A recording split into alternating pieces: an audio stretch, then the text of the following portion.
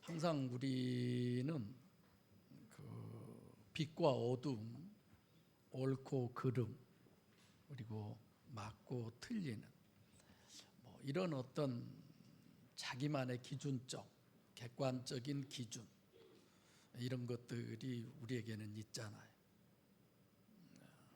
새해가 되어서 지난 한 해만입니까?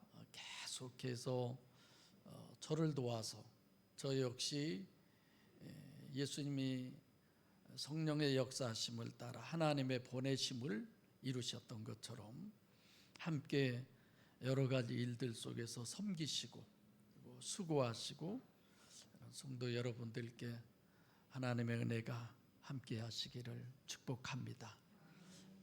칭찬하는 얘기죠. 새해 첫 설교 맨 처음 한없이 칭찬하고 싶습니다. 그런데도 어떤 것을 보면 저건 아닌데 이렇게 구분을 하게 되고 분별을 하게 되죠. 여러분들이 본문을 오늘 읽으면서 오늘 목사님이 무슨 설교 하려고 그러셨지? 이 설교 하려고 그러셨나? 그래, 맞아. 눈치채신 분 계십니까? 또 중간에 또 한 번 여쭤볼 거예요. 그때는 이쯤 들으셨으니까 설교가 어떤 내용일 것이라는 걸 충분히 예상하셨으리라 생각될 때 제가 또 묻겠습니다. 코로나 팬데믹으로 3년여 동안 전 세계가 정말 예측하기 어려웠었는데 이제는 좀 가볍게 새해 복 많이 받으세요 인사해도 어렵진 않죠? 작년 같으면 코로나 이 시대가 끝이 날려나 이런 생각을 했는데, 계면년 새해 신령한 하나님의 영적 은혜를 일생일대 가장 많이 받는 한 해가 되시기를 축복합니다. 그래서 지금은 코로나 치사율, 또 누가 코로나 걸렸다고 그래도 그래서 잠시 시간에 대한 제약을 받을 뿐 괜찮겠지, 이렇게 생각하죠. 예, 그렇습니다. 그러나 지난 한 해에 지구에 있었던 바라지 않았던 그런 일들을 이렇게 쭉 10가지를 찾아봤는데 참 많이 놀랄 정도더라고요. 꺼버리세요. 기름을 안 부어서 저것도 밥 달라고 소리를 저렇게, 가뭄으로 인해서, 홍수로 인해서, 이상 기온이죠, 태풍, 이런 것들로 인해서 어마어마한 어려움이 있었대요. 지금 함께 호주에서 예배드리고 있는 서윤주 집사님이라고 제가 그러셨는데, 아마 서윤주 집사님은 교회 문턱도 한 번도 안 밟아봤을 거예요. 그런데 교회 집사 임명하죠. 말도 안 되는 일을 또 우리 목사님이 하신다 그렇지만 그런 거 아니죠? 1년에 교회 몇 번 나오고 집사, 장로, 권사, 무슨 의미가 있습니까? 예배당 자체가 아니라 함께 예배하고 하나님과의 어떤 관계가 중요한 거죠. 그 호주는 작년에 1년 내내 올 비가 일주일 만에 다 와버렸대. 얼마나 힘들었겠습니까? 작년에 중국도 물난리로 어마어마했고, 세계가 그렇죠. 물난리, 불난리, 무려 온도가 45도 내지 50도 가까이까지 올라가는 나라도 있었대요. 어마어마하게 많은 치사율을 냈고, 이런 어떤 소문, 기후변화, 지구의 종말, 이런 불길한 예언들이 많이 있습니다. 그래도 우리에게는 희망이 있어요. 왜냐? 하나님이 함께 하시고 마지막은 천국이 우리를 기다리고 있으니까. 할렐루야. 네. 그래서 전반보다는 후반이 더 복되셔야 되고, 여러분 모두가 다 하나님의 축복의 통로가 되시기를 바랍니다. 우리는 잘못 생각을 하니까 내가 물질의 통로가 돼서 우리 자식들을, 우리 후대 자손들을 잘 되게 해줘야지. 싹 지우세요.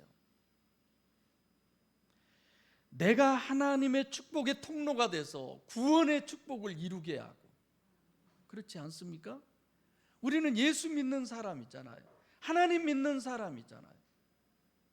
뭐가 달라야 돼요? 2021년 6월 20일부터 요한복음 첫 설교를 제가 시작했습니다. 지금 62회 끝나고 있어요. 아직 몇 장이야 있어요 우리가?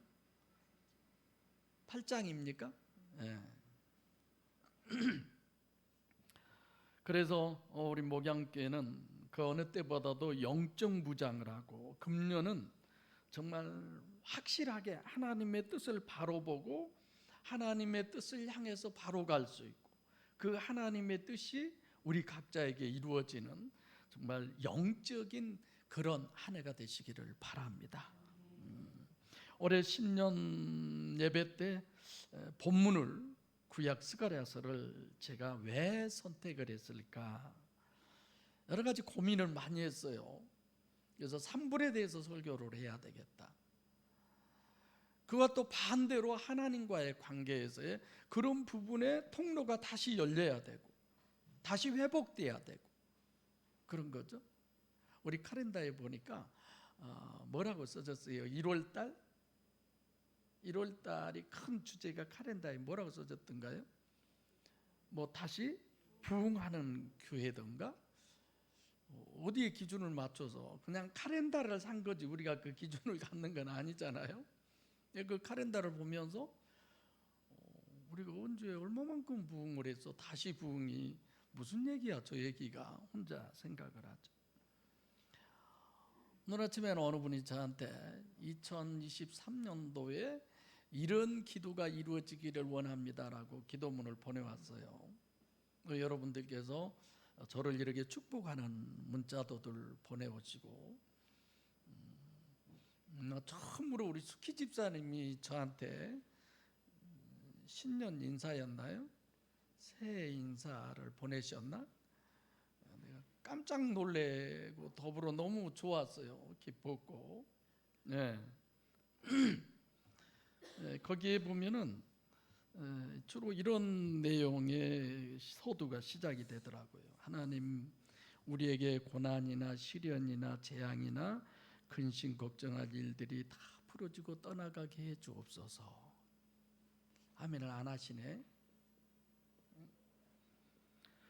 또 우리가 가정마다 경제가 회복되고 막힌 것이 뚫어지고 문제가 해결되고 공의가 실현되고 너무너무 좋아요. 예배가 다시 뭐 이런, 근데 몇 군데는 제가 아멘 그랬지만 또 몇 군데는 노멘 노엘이 아니라 그래지더라고요. 목적이 있어서 제가 스가랴서를 설교하잖아요. 지금 우리가 구약의 대선지자다, 대선지서다 그러면 뭐 그 사람 자체가 아주 훌륭하고 더 대단하고 그래서가 아니에요. 분량이 많고 적음을 얘기하는 거죠. 이사야서, 예레미야, 뭐 에스겔 이런 부분들. 그래서 그런 부분에 대한 설교 본문을 많이 인용을 합니다. 근데 대선지서도 중요하지만 스가랴서를 비롯해서 바로 앞에가 학개서, 그리고 마지막이 말라기서죠. 이렇게 맨 뒤에 있는 건 뭐예요? 결론이에요. 결론. 구약의 결론. 그러면 다른 선지서들은 바벨론 포로 시절 전에 기록이 됐는데 이 학개서와 스가랴서 그리고 말라기서 이 부분들은 예레미야가 하나님의 약속을 받고 그가 예언을 하잖아요. 70년이 차서 다시 이제 예루살렘에 귀환한다 이랬는데, 그 학개와 스가랴, 말라기 예언서가 마지막 구약의 예언서가 아니라 구약의 완성 또는 구약의 최후, 최종이다, 이렇게 우리가 볼 수 있어야 합니다. 그래서 오늘 함께 말씀을 나눌 이 스가랴서는 얼마나 중요하냐? 구약 전체의 결론이다, 구약 전체의 최종이다, 이렇게만 생각을 해도 스가랴서는 굉장히 중요한 본문이구나, 이 정도는 이해되시죠? 네. 자, 그러면 스가랴서를 우리가 잘 아는 부분이 있어요. 9장 9절에 예수님께서 예루살렘에 나귀 새끼를 타시고 입성하실 거라는 것을 예언을 한 게 여기 스가랴서예요. 스가랴서는 사실 14장밖에 되지 않습니다. 근데 이 스가랴서가 뭘 하느냐, 메시아가 어떤 분이다, 메시아의 정체성, 그리고 메시아의 사명이 뭐다, 그의 구원론, 정체성과 구원론을 스가랴서가 말씀해 주시죠. 그래서 정말 중요한 본문이에요. 그리고 신인 메시아의 정체성과 신인 메시아의 구원론, 이 둘은 절대적 관계예요. 어느 한쪽만이 아닙니다. 요한복음 5장 39절에도 내가 영생을 얻으려고 성경을 상고하거니와 이 성경이 곧 나에 대해서 증거한 것이라. 그러니까 지금 예수님 모시기 말씀하신 이때에 어떤 성경이 있어요? 구약 성경이 있어요. 그 구약 성경은 뭘 얘기하느냐, 신인 메시아의 정체성과 신인 메시아의 구원론을 기록한 것이 구약 성경이다. 아멘? 그렇죠? 예. 그래서 요한복음 17장 3절에도 영생은 곧 유일하신 참 하나님과 그의 보내신 자 예수 그리스도를 아는 것이 영생이다. 구원이 뭐냐? 천국이 뭐냐? 어떻게 해야 갈 수 있는 거냐를 얘기하는 거죠. 저는 가끔 그런 생각을 합니다. 우리가 복음이나 신학이나 신앙이 성경적으로 잘못된 건 없는가? 정말 이게 완전한가? 맞는 얘기를 하고 있는가? 이 점을 늘 고민하고 의심하고 확인을 해요. 그 전에 어느 목사님이 우리 교회 성도에 대해서 제가 잠깐 얘기를 했더니 저한테 대뜸 그런 얘기를 하더라고요. 아니, 평신도가 목사가 하는 설교를 따지면 그게 올바른 신앙입니까? 이렇게 물어보더라고요. 그게 가장 올바른 거 아니에요? 근데 어떻게 평신도가 감히 목사 설교를 평가하냐 이거예요. 그럼 들어볼 필요도 없이 그 성도는 잘못된 성도다라고. 그게 맞습니까? 나는 정말 깜짝 놀랐어요. 목사 설교가 그렇게 대단하고 훌륭하고 다 맞고 그런 거나요? 그래서 우리가 성경적 구원론 이런 부분은 사실상 여러 가지를 많이 생각을 해봐야 합니다. 어느 한 구절만 가지고 죄 용서만 받으면 구원받는다, 그런 게 어디가 있어요? 우리가 죄 없어서 구원입니까? 예수를 믿음으로 구원입니까? 그 말이 그 말이지 그런 게 어디가 있어요? 황당한 일들이 너무 많죠. 자, 오늘 본문이 중요한 건 2절이에요. 그가 내게 묻되 내가 무엇을 보느냐? 내가 대답하되 내가 보니 숭금 등대가 있는데 그 꼭대기에 주발 같은 것이 있고 그 등대에 7 등잔이 있으며. 왜 주발이라고 안 하고 이거는 주발 같은 것이라고 그랬을까요?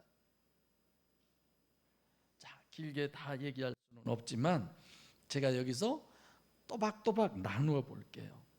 주발 같은 부분은 성부 하나님이에요. 금초 때는 성전에 하나님이 강림하신 이 땅에, 그래서 숭금 등대는 강림하신 여호와 성자를 의미하고, 숭금 등대 꼭대기에 있는 주발 같은 성부 하나님, 하나님 보좌에 앉아 계시는, 그리고 등잔에다는 뭘 담아놔요? 기름. 뭘 의미할까요? 성령. 그렇죠? 그래서 제가 볼 때 구약에서 지금 2절만큼 유일신의 삼위일체론을 정확하게 정립한 데가 어디 있느냐? 여기도 삼위일체를 지금 우리에게 말씀하고 있구나. 따로따로는 수없이 많이 있어요. 근데 이렇게 보면 여기가 참 대단한 곳이다 이런 생각을 하게 되죠. 근데 이제 어려운 것은 어떤 거예요? 성자가 함께 하시고 역사하시는데 그 역사의 주체는 예수님이 이 땅에 오셔서 복음을 증거하는 예수님의 그 사역의 모든 것의 주체는 누구였어요? 성령이었어요. 예수님은 말을 하셔도 누구에 의해서? 성령에 의해서. 우리가 삼위일체론으로서의 성자로서의 예수 그리스도를 믿는 것은 그분은 이 땅에 강림하셔서 육신을 입으셨는데 그분은 삼위일체 하나님이시여요. 그분이 하나님이시니까 믿잖아요. 예수 왜 믿습니까? 나를 구원하니까, 내 죄를 위해서 십자가에 못 박혀 죽으셨으니까. 별의 소리를 다 해도 그거는 X예요. 예수님이 하나님이니까 우리는 믿는 거죠. 할렐루야. 그분이 하나님이니까. 그리고 그분의 역사하심은 성령이에요. 그래서 본문이 중요한 것은 하나님이 직접 강림하셔서 직접 인간에게 역사하시고 직접 인간과 함께 하셔서 우리를 구원하신, 그것이 가장 확실한 계시가 성육신하신 신인 메시아입니다. 구약에서는 아직 성육신하신 신인 메시아가 아니잖아요. 구약에는 예수님이 아직 안 오셨잖아요. 그러면 구약에서의 성육신하신 메시아를 뭘로 의미하느냐? 그게 성전이에요. 성전. 하나님의 성전이 어떤 거예요? 하나님이 직접 강림하셔서 인간과 함께 하시고 인간에게 역사하시고 그렇게 해서 구원하신다는 것이 성전의 의미고, 그게 가장 완전하게 계시하신 것이죠. 근데 이 성전은 두 가지 목적이 있어요.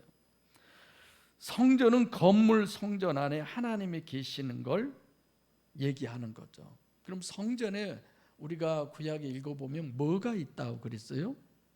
그룹들. 많은 분들이 그룹을 천사라고 이렇게 주석에나 해석해 놓은 데 보면 나오는데 몰라요. 실질적으로 레위 신학에서 학위를 받으신 분과 이것에 대해서 물었는데 그룹들이 과연 천사가 맞냐? 아니다라고. 근데 뭔지는 모른다. 여러분, 그룹이 어디가 나와요? 맨 처음에 아담과 하와가 선악과를 따먹고 에덴 동산에 다시 그들이 쫓겨난 다음에 들어올까 봐서 들어오는 화영금과 가로막고 있잖아요. 자, 성전은 하나는 하나님이 직접 강림하셔서 직접 사람과 함께 하시고 역사하셔서 구원하신다는 유일신의 구원론이고, 또 하나는 건물 성전 안에 하나님의 성전이 계신다라고 하는 신인 메시아의 이중체. 이거 우리가 잘 알고 있잖아요. 여러분들에게 물어볼게요. 자, 성전의 주체는 건물 성전일까요? 아니면 건물 안에 계신 하나님이실까요? 물어보나만 하죠. 당연히 하나님이시죠. 그럼 안 보이는 하나님이 성전의 주체다. 이것이 성전으로 계시하신 유일신의 구원론의 가장 완전한 것입니다. 그래서 우리가 생각해 보면 출애굽기 25장 31장 25장부터 31장에 보면 하나님이 뭘 건축하라고 그래요? 성막을 건축하라고 그래요. 그래서 뭐 높이, 길이, 창은 어디로 내고 이렇게 전부 얘기합니다. 그래서 처음에 성막을 지어요. 그 다음에는 열왕기상 8장에 솔로몬이 솔로몬 성전을 건축해요. 붙박이 성전이죠. 그리고 그 다음에는 어떤 성전이에요? 오늘 본문의 수룹바벨 성전이에요. 자, 그런데 솔로몬 성전이 누구에 의해서 완전히 파괴돼요? 느부갓네살 왕이에요. 그리고 성전이 없어졌는데 바벨론으로 포로로 갔던 유대인들이 예레미야를 통해서 하나님이 약속한 대로 70년 만에 도로 예루살렘에 귀환해 가지고 다시 지은 성전이 오늘 본문 말씀에 나오는 수룹바벨 성전입니다. 그러니까 수룹바벨 성전이 계속 있다가 그 수룹바벨 성전을 누가 증축해요? 헤롯이 증축해요. 헤롯 왕이. 그건 정치적인 거죠. 그래서 수룹바벨 성전임에도 불구하고 더 증축한 성전을 헤롯 성전이다. 헤롯 성전도 주 70년에 로마에 의해서 완전히 파괴가 되어버립니다. 자, 이런 성전의 역사를 우리가 염두에 두고 오늘 본문 속으로 다시 들어가 봅시다. 제가 부여된 지금 부연 설명을 해드렸는데, 제일 먼저 우리가 생각해야 할 것은 하나님이 거하시는 솔로몬 성전, 이 성전을 왜 느부갓네살에 의해서 파괴를 하셨느냐. 이 성전 누가 파괴했을까요? 느부갓네살 왕이 파괴했을까요? 감히 하나님의 집을? 그런 걸 보는 사람들이 이런 손모가지를 그런 소리가 나올잖아요. 아니, 하나님이 살아계시면 어떻게 그럴 수가 있어? 지난 코로나에 의해서 우리나라만 해도 1만 교회가 없어졌대요. 얼마나 많은 성도들이 교회를 안 나옵니까? 오늘 또 저도 우리 성도들도 그렇죠. 하나님, 바빠서 예배를 못 드리는데, 예배 때문에 예배 드리는데 하나님과의 관계가 바빠서 다른 일을 못 할 정도, 거꾸로가 돼야 되는데 이게 왜 반대가 돼가지고, 이 주일에도 어쩔 수 없이 일을 해야만 된다고 하는 그 얘기를 들으면서, 그러니까 그 일을 하지 말고 하나님을 섬겨, 이렇게 됐죠.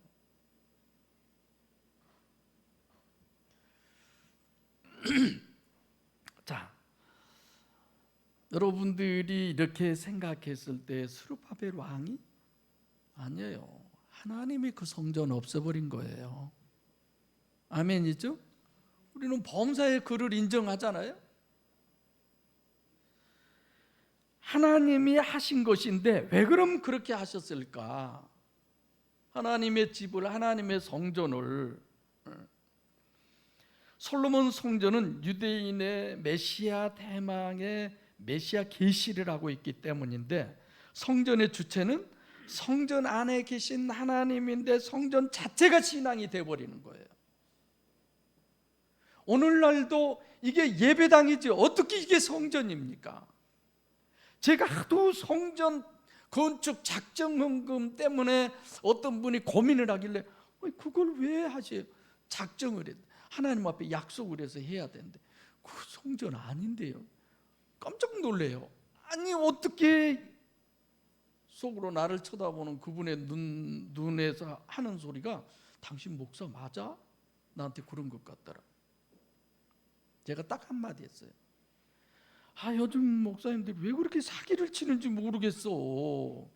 이건 교회고 예배당이지 왜 이걸 성전이라고 그러는지, 참 요즘 사기꾼들 많다고. 저는 그렇게 얘기하고 말았어요. 하나님은 그 성전이 아니라 그 성전의 주체가 된 하나님과의 관계를 원하는데, 하나님은 오간데 없고 그냥 성전 건물에 그들의 마음이 잡혀 있는 거예요. 하나님이 싹 부셔버리는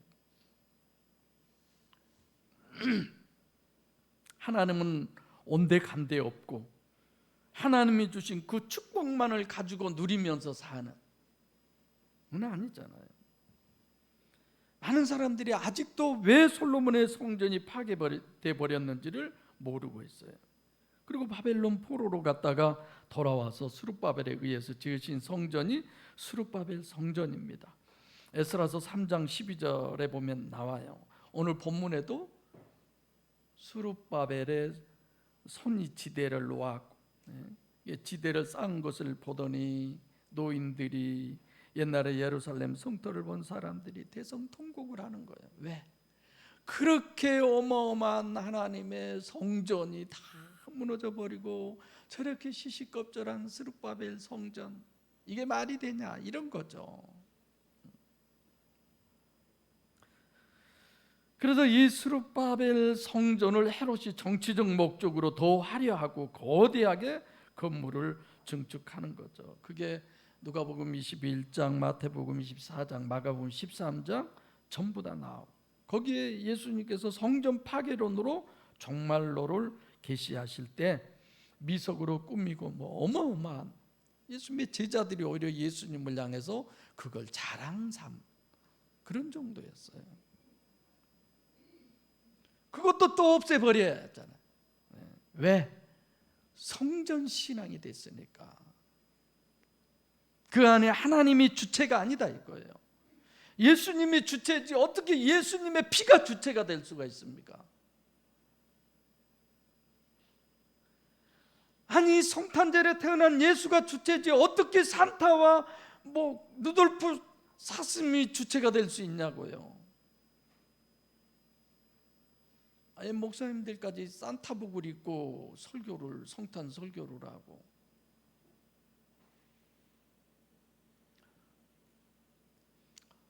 이런 부분만 제가 말씀드려도 스룹바벨 성전은 그럼 무슨 의미일까? 성전 건물이라는 건 보잘것없는 거잖아요. 지금 저희 교회도 여기 그 연통도 저 밖에도 전번에 내가 내다보면서 저거 뜯어버려야 되는데 어떻게 뜯어버리지? 그랬는데 동네 사람들이 가르쳐줘요. 연통이 지금 금방 떨어지려고 엎어져 가지고 델롱델롱 하는데 저것도 어떻게 좀 하시라고. 한번 밖에 나가서 봐보세요. 성전을 왜 저 교회는 저 모양이야, 이런 거잖아. 비가 새도 뭐 비가 새는지 마는지 관심도 없고. 저는 그게 너무 감사했어요, 여러분들에게. 그러나 우리가 예배 드리면서 불편하게는 안 드려야죠. 그러니까 오늘 본문 정립의 절대적 핵심은 성전 건물은 별로 보잘것없고 스룹바벨 성전은 안에 하나님이 주체다라는 거예요. 그럼 스룹바벨 성전 신학은 겉성전은 뱁새고, 내 표현대로 하면, 그리고 속에 하나님은 항세다, 이런 의미가 되는 거예요. 자, 그러면 내가 지금 스룹바벨 성전을 가지고 오늘 설교를 할 때 이쯤 보면 지금 목사님이 설교의 결론은 이미 예측이 되죠. 뭘 얘기할 것 같아요? 아직 안 왔네. 뭐 더 해가죠. 2023년 안에는 이 성전이 꼭 이루어져야 돼요. 할렐루야. 스룹바벨 성전은 누가 건축했느냐? 스룹바벨이 한 거예요. 스룹바벨이라고 하는 사람이 어떤 사람이냐? 스룹바벨은 다윗의 자손입니다. 근데 이 사람의 이름이 문제예요. 스룹바벨이라고 하는 이름의 뜻이 뭐냐? 바벨론에서 출생했다, 바벨론에서 자랐다, 이런 뜻이에요. 여러분, 유대인들이 바벨론 포로로 가서 나왔다는 게 자랑일까요? 우리가 일제 36년 동안 식민지로 있을 때에 계명을 다 했잖아요. 제가 우리 할머니 이름을 잊었네. 우리 할머니가 어디 가서 나 가야꼬 뭐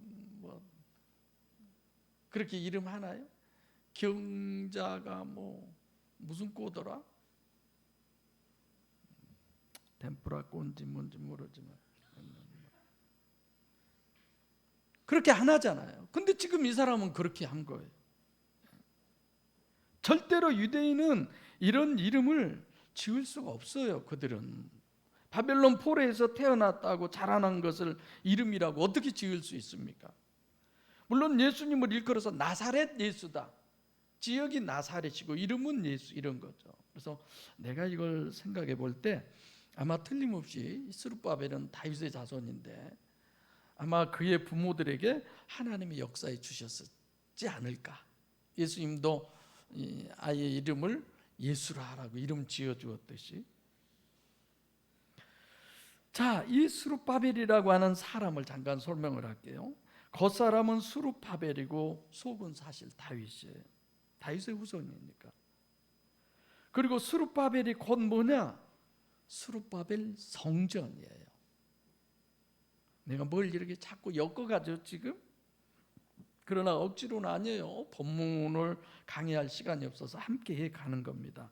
스룹바벨 성전은 스룹바벨을 보이도록 계시한 것이 정확하게 정립해 준 게 스룹바벨 성전인데, 구약성경 전체가 성육신하신 신임 메시아를 여러 가지로 계시한다고 그랬죠. 근데 스가랴서가 구약성경의 결론이라고 내가 서두에 말씀을 드렸는데, 신임 메시아를 가장 완벽하게 완전하게 계시한 것이 바로 저는 스가랴서 중에서도 오늘 본문이다 이렇게 보기에 이 본문을 새 벽두에 여러분들에게 말씀을 나누는 겁니다. 어느 정도로 완벽하게 계시하고 있느냐? 스룹바벨 성전이 곧 스룹바벨인데, 그러면 스룹바벨 성전을 지은 스룹바벨은 바벨론 포로로 있으면서 그 포로 생활하는 그 시간에 이 사람은 태어난 거예요. 그때에, 그 기간에 예루살렘에 다시 귀환했어요. 근데 여전히 바벨론의 식민지였습니다. 거기서 성전을 건축한 게 스룹바벨 성전이에요. 그런데 이 스룹바벨 성전이 어디까지 계속되느냐? 예수님이 태어날 때도 스룹바벨 성전이에요. 주님이 공생의 사역을 하실 때도 스룹바벨 성전이에요. 이게 스룹바벨로 계시한 것은 성육신하신 신인 메시아를 완벽하게 계시한 건데, 예수님께서도 요한복음 2장 20절로 21절에 너희가 이 성전을 헐어라, 그래야면 내가 손으로 짓지 않는, 그러면서 뭐라고 그랬어요? 성전된 자기 몸을. 예수님의 몸이 뭐라고요? 성전. 왜 성전이에요? 그 안에 누가 계셔서? 하나님이 계셔서. 하나 더 생각을 해봅시다. 자, 스룹바벨의 사명이 뭐예요? 스룹바벨의 사명. 스룹바벨의 사명은 성전 건축만이 그 사람의 사명이에요. 9절에 보면 스룹바벨의 손이 이전에 지대를 놓았은즉 그 손이 또한 그것을 마치리라. 시정일관 스룹바벨의 사명은 성전을 건축을 시작해서 끝까지 완공하는 것이 스룹바벨의 사명이에요. 그러니까 스룹바벨이 태어나서부터 할 일은, 평생 그가 해야 할 사명은 뭐냐? 스룹바벨 성전을 건축하는 겁니다. 근데 좀 전에 말씀드렸지만 스룹바벨이 계시하는 것이 누구라고요? 성육신하신 메시아, 신인 메시아. 그럼 성육신하신 신인 메시아의 사명이 뭐냐 이거예요. 예를 들면 스룹바벨의 손이 전을 건축한다, 그 지대를 놓았다 이랬죠. 그럼 7절에 머릿돌인데, 그리고 그 손이 성을 완성한다는 거예요. 그것은 곧 예수님이, 즉 예수 그리스도께서 하실 사명이 뭐냐? 역시 성전 건축이에요. 자, 스룹바벨과 제가 지금 예수님을 연관시켜서 이어오고 있습니다.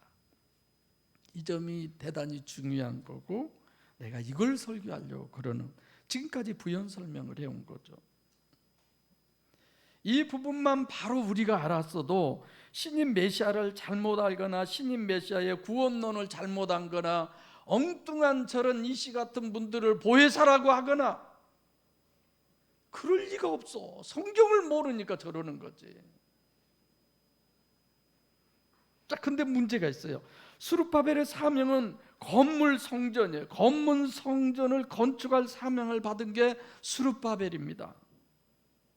근데 성육신하신 신인 메시아의 유일무이한 목적은 누가 뭐라 해도 우리를 구원하는 거예요. 그렇죠? 그럼 성육신하신 신인 메시아에 의한 구원은 사람 성전을 건축하는 거예요. 할렐루야. 사람 성전이 어떤 거예요? 요한복음 고린도서 3장 16절에 너희가 하나님의 성전인 것과, 이 몸이 하나님의 성전인데 내 안에 하나님이 들어와 있을 때가 하나님이 계신 성전이 되는 거고, 하나님이 계시지 않으면 그거는 어떤 성전이에요? 육정이 빈 성전인 거야. 가라지 성전. 그러지 않습니까? 오늘 설교 다 했네. 하나님의 성전을 건축하라고 설교하시는구나. 왜 아멘 안 하세요? 지금 그 설교하잖아. 성경 66권은 창세기부터 계시록이 너가 하나님의 성전되라고 얘기하잖아요. 보혜사 성령 하나님이 네 안에 계시게 하라고 그러잖아요. 머리 둘 곳이 없다고 하는 주님의 말씀을 통해서 주님을 내 안에 모셔드리는 하나님의 집이 되게 하는, 이것이 하나님의 우리에게 주시는 성경 66권의 결론 아닙니까? 예수님의 사명이고, 그 일에 있어서 우리가 지체가 되어서 빈 성전을 하나님으로 채우는 일에 쓰임받는, 그것이 우리들이 해야 할 일 아닙니까? 그것이 교회의 사명이고,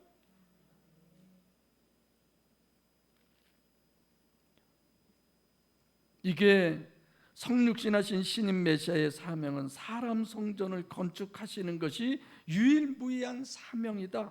본문이 정립해주는 단 하나의 핵심입니다. 9장 9절에 가면 예수께서 이중체라만 해당되는 어린 나귀를 타시고 예루살렘에 입성하셨다는, 예루살렘 성전에 입성하셨다는 것이죠. 자, 그럼 어떻게 성전을 건축하느냐? 자, 스룹바벨의 건물 성전론이 예수 그리스도에 의한 사람 성전 건축론이라는 확실한 증거가, 스룹바벨이라고 그러지 않고 스룹바벨에 뭐가 해요? 손이 하는 거예요. 스룹바벨이 건축하지 스룹바벨의 손이 건축을 해요? 9절에 스룹바벨의 손이 이전에 지대를 놓았으면, 물론 손으로 했겠죠. 노동을 얘기하는 거 아니잖아요. 건축을 마치는 것도 뭘래요? 스룹바벨의 손이에요. 뭐냐면 철저하게 실제 사역은, 신인 메시아의 사역은 결국은 뭘 얘기하느냐? 성령 사역이에요. 2절에 성령을 등장으로 계시했고, 3절에 그 중에 등대, 두 감람나무, 감람나무는 뭐 하는 거예요? 기름을 짜는 거예요. 여전히 성령이에요. 6절에 힘으로 되지 아니하며 능으로 되지 아니하며 오직 나의 신, 나의 신이 뭐예요? 성령이잖아요. 하나님의 신은 수면에 운행하시니라. 창세기 1장 2절에 성령이잖아요. 그럼 성전을 건축하는데 뭘로 한다는 거예요? 성령으로 한다는 거예요. 스룹바벨이 건물 성전을 말씀하시려고 그러면 힘으로도 능으로 되지 않고 나의 신으로 된다는 말은, 우리는 아주 그럴듯하게 갖다 붙여서 성령으로 해석하지만 그건 의도 자체가 건물 성전 건축에 있지 않다라는 것을 우리에게 얘기하고 있습니다. 문맥으로 봐도 그렇잖아요. 6절뿐만이 아니라 9절도 손이라고 했고, 손이 성령을 의미한다는 얘기 우리가 충분히 잘 알고 있잖아요. 하나님의 손이 있습니까? 나의 능력의 오른손, 하나님의 오른손 왼손이 있습니까? 10절에 작은 일의 날이라고 멸시하는 자가 누구냐? 이 일곱은 온 세상을 두루행하는 여호와의 눈. 여호와의 눈이 뭐예요? 여전히 성령이에요. 계시록에 나오잖아요. 그러니까 지금 건물 성전을 말씀하고 있는 게 아닙니다. 모든 사람의 영혼을 구원하기 위해 거기에 오직 뭘로? 성령이다 이거예요. 오직 성령. 일곱 등잔, 감람나무, 나의 손, 여호와의 일곱 눈, 전부 다 성령을 얘기하잖아요. 그래서 우리가 아셔야 할 것은 9절에 스룹바벨의 손이 이전에 지대를 놓았다. 그 손은 성령입니다. 스룹바벨은 신인 메시아를 계시하는 거고, 지대를 놓았다는 말은 구원 자체는 공생애 때 구원이 이루어진 게 아니잖아요. 그러니까 지대를 놓았다는 것은 주님의 공생애, 주님의 공생의 사역은 뭘로만 해요? 성령으로만 하신 거예요. 지금 본문에 스룹바벨의 손이라고 하신 거예요. 마태복음 12장 28절에도 내가 하나님의 성령을 힘입어 귀신을 쫓아내는 것이면 하나님의 나라가 이미 너에게 임하였느니라. 정체성뿐만 아니라 주님의 사역도 완전하게 계시하고 있어요. 머릿돌이라고 표현하는 것도 전에 지대를 넣는 것도 오직 성령으로 하신 거죠. 그래서 성육신하신 신인 메시아의 공생의 사역은 바로 성령의 사역을 가시적으로 눈에 보이게 하는 것이다. 이렇게 스가랴서에서 정립하지 못하고 예수님 육신의 능력, 육신이 삼위일체 하나님이고 뭐 보혈의 능력, 보혈의 피, 전부 잘못된 소리죠. 뿐만 아니라 이렇게 지대를 놓고서 성전을 완성했다는 거예요. 성전 완성은 뭐예요? 사람 성전 구원을 얘기하는 거잖아요. 뭘로? 오직 성령으로. 스룹바벨의 손. 마태복음 3장 11절에 신인 메시아에 의한 구원은 성령 침례를 얘기해요. 마태, 마가, 누가, 요한복음에 다 기록되어 있습니다. 요한복음 1장 38절에도 신인 메시아에 의한 구원은 성령 침례 구원이지 뭐 피로 죄 사함 받고, 며칠 전 어느 분이 방송에서 얘기하는데 예수의 피로 우리의 심장의 피가 바뀌어져야, 아니 죄가 어디에, 우리 몸속에 죄가 어디에 있느냐? 피 속에가 죄가 있대요. 목사님이 그래서 나를 고민하게 만들어. 그래서 죄 해결은 간단해요. 우리 지금 목사님도 계시지만 병원에 가서 피를 싹 바꿔버리면 돼요. 죄 하나도 없죠. 그죠? 참. 자, 근데 10절에 문제가 돼요. 10절. 작은 일의 날이라고 멸시하는 자가 누구냐? 이 일곱은 온 세상에 두루 행하는 여호와의 눈이라. 문맥상 보면 무슨 얘기냐면 이런 거예요. 성령의 역사로 예수님이 공생애를 사시고 성령의 역사로 성령 침례, 구원을 이루는 것은 작은 일이라고 하는 의미인데, 그죠? 무슨 얘기냐? 봐서는 전혀 모른다는 거예요. 확인이 불가능해요. 내로남불. 내가 방언하면 성령이고 저 사람이 방언하면 마귀고, 내가 가만히 보니까 주일 성수도 잘 안 해, 뭐 11조도 잘 안 해, 뭐 예배도 잘 안 드려.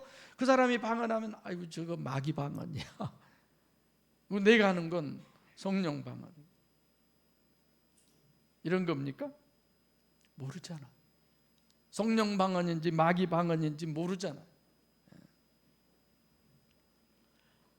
사람들이 성령의 역사나 성령의 구원이나 이런 것들을 다 멸시한다는 거예요. 이것이 지금 우리들이 감당해야 할 문제예요. 다른 많은 분들은 교회에서 되어진 모든 일들, 자기에게서 일어난 모든 일들은 성령의 역사라고 과감하게 그렇게 주장을 합니다. 아니요, 마귀는 그보다 더 할 수도 있는데.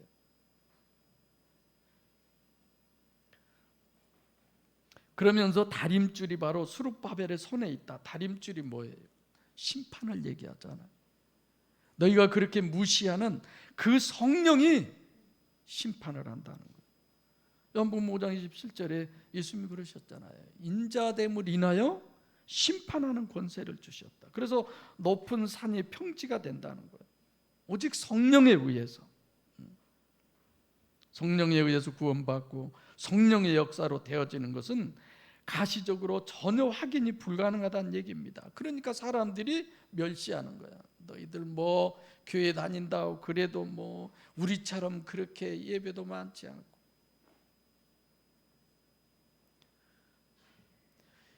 하나님 앞에 예배 드리는 것이 힘들면 그게 어떻습니까? 예배가 목적이지, 나의 사명 자체가. 왜 그렇게 싫은 걸 하면서 그냥 죽일 놈 살릴 놈 그래요? 나처럼 싫으면 하지 말아야지. 어떤 놈이 새벽기도를 만들어가지고 이 고생을 하게 하는지 모르겠다고. 성경에 새벽기도 나왔나요? 예수님이 한두 번 하면 우리는 평생 해야 돼. 예수님이 하셨다고. 언제 하셨어요? 얘기하더라고. 밤이 맞도록. 예수님은 거의 산에서 계셨대요. 왜 목사님이 그렇게 훌륭한 아파트에서 뭐 대단한 그런 거, 아니 예수님이 하는 것만큼 늘 산에 가서 하셔요. 예수님이 40일 금식기도 했으니까 수시로 하고, 왜 다 하지 않고 골라서들만 하시냐고. 그냥 나는 내 마음에 그냥 드는 대로 나는 하고 싶은 거 하고 하기 싫은 거 안 합니다. 내가 그랬더니 참 목사님은 편하겠네요. 아니면 말아야죠. 해야 할 일이라면 목숨까지도 걸고 그런 거 아닙니까?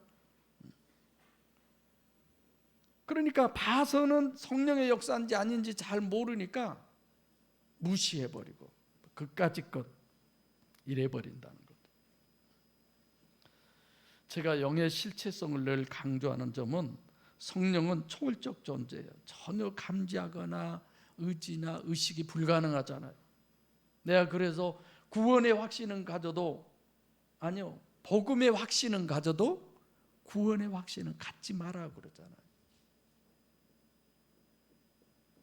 구원의 확신 안 가지면 지옥 갑니까? 그렇지 않잖아요. 내가 복음에 대한 확신이 있으면 구원은 이루어지게 돼 있는 거예요. 구원을 이루지 못했는데도, 아직 하나님의 성전이 되지 못했는데도 내가 그 확신을 가져버리면, 이루어졌으면 다행이지만 나 구원 받았어, 그 다음부터는 구원에 대한 관심도 없는 거야. 그러다 영원히 지옥. 그럼 되겠습니까? 자, 그럼에도 중요한 사실이 있어요. 힘으로도 되지 않냐고 능으로도 되지 않는다. 그 말씀은 곧 힘으로나 능으로 하면 된다 안 된다? 안 된다. 힘이나 능으로 하지 말라는 거예요. 다시 말하면 성령의 역사로 되어져야지 너희가 너의 의지나 너의 힘이나 너의 노력, 인본, 종교적으로 하면 안 된다는 겁니다. 이게 어려워요. 이게 우리들이 신앙생활하기에 무척 어렵습니다. 예수님은 공생의 사역 동안 성령으로만 사역을 하셨기 때문에 가룟 유다에 의해서 팔리는, 인신매매가 당하는 그런 역사가 일어나고, 수제자라고 하는 베드로가 목전에서 그냥 모른다고 3번이나 부인당하고, 이런 모든 증거가 뭐예요? 성령으로 되어지는 것은 오감으로 확인할 수가 없으니까 이런 게 어려운 거죠. 우리가 오직 성령이기 때문에 오직 믿음인 것입니다. 할렐루야. 오직 성령이 아니면 오직 믿음, 그거 필요 없어요. 그 믿음이 비유적으로 우리가 씨를 뿌리는 것은 열매가 열릴 것을 알고 믿고, 그래서 씨를 뿌리잖아요. 그런 건 쉬워요. 왜? 과정이 있으니까. 내 눈에 볼 수 있으니까. 싹도 나고 자라고 열매도 맺고. 근데 성령으로 되어지는 것은 과정이 없어요. 확인이 안 되는 거야. 하나님에 의해서 되어지는 것은 6번까지 나만이 그 물속에 들어갔다 나와도 낫지를 않는 거야. 어느 한 순간에.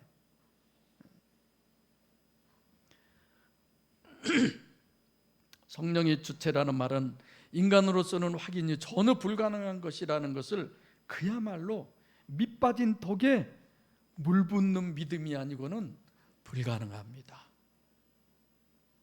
어느 분이 우리 교회 나가서 헌금 때문에 고민하니까 목양교회 나가. 목양교회는 헌금 봉투에 이름도 안 쓰고 헌금을 누가 한지 안 한지도 모르니까 얼마든지 편하게 신앙생활할 수 있다고 그랬다고 그래요. 우리 교회가 편하게 신앙생활할 수 있는 곳입니까? 여기는 정말 하나님만 바라보지 않으면 이 교회 못 다녀요. 보따리 쌀 수밖에 없어요. 저 역시도 너무너무 힘든 고민 속에 늘 목회하고 있어요. 많은 사람들이 겉으로 보고 진짜 목사님은 편한 목회하시네. 저는 늘 그래. 저는 목회가 참 재밌어요. 그럼 됐지 뭐 목회자가.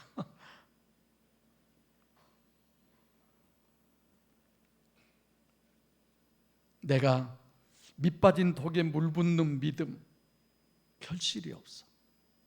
결실이 없는 것을 우리는 할 수밖에 없는 거야. 근데 그게 가능하냐 이거예요. 그것은 딱 한 가지예요. 성경이 얼마나 완벽한 원인론인 줄 알면, 그 믿음이 있으면 우리는 얼마든지 가능합니다. 할렐루야. 그리 아니할지라도라고 하는 그 믿음이 있잖아요. 그래서 불 속에도 들어갈 수 있는 거고, 사자굴 속에도 들어갈 수 있는 거고,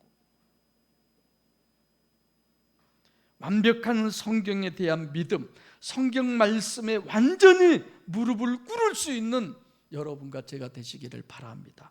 그래서 오직 믿음, 오직 성경, 오직 예수예요.